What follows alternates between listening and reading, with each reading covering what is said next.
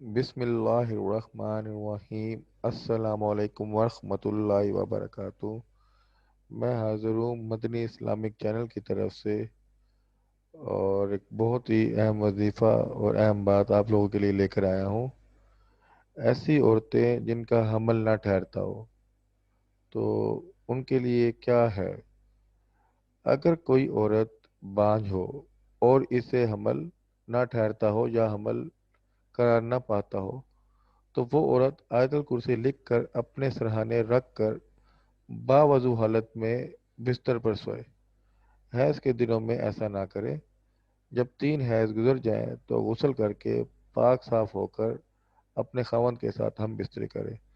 انشاءاللہ تعالی اس کو حمل قرار پائے گا، اور بفضل باری تعالی حمل قائم بھی رہے گا۔ اللہ تعالیٰ اس کو اولاد کی نعمت سے سرفراز فرمائے گا۔ حمل قرار پانے کے بعد ہر روز نماز فجر کے بعد 7 مرتبہ آیت الکرسی پڑھ کر اپنے اوپر دم کر لیا کرے، اور نماز عشاء کے بعد بھی 7 مرتبہ آیت الکرسی پڑھ کر اپنے اوپر دم کر لیا کرے۔ انشاءاللہ تعالی حمل کے دوران تکلیف سے بھی محفوظ رہے گی۔ تو یہ ایک وظیفہ تھا حمل قرار پانے کا۔ تو ایسی عورتیں جو بیچاری بہت پریشان ہیں، جن کو حمل نہ ٹھہرتا ہو یا حمل قرار نہ پاتا ہو، تو ان کے لیے ایک بہت اچھا وظیفہ ہے۔ جیسا کہ آپ جانتے ہیں، ہر چیز کا حل اللہ تعالیٰ کی پاک کلام کے اندر ہے۔ تو یہ ایک آیت الکرسی کا وظیفہ ہے۔ تو ایسی عورتیں جو بانجھ ہو، جن کا عمل نہ ٹھہرتا ہو، وہ آیت الکرسی لکھ کر اپنے سرہانے کے نیچے رکھ کر باوضو حالت میں بستر پر سویا کرے۔ حیض کے دنوں میں ایسا نہ کرے۔ جب 3 حیض گزر جائیں تو غسل کر کر پاک صاف ہو کر اپنے خاوند کے ساتھ ہم بستری کرے۔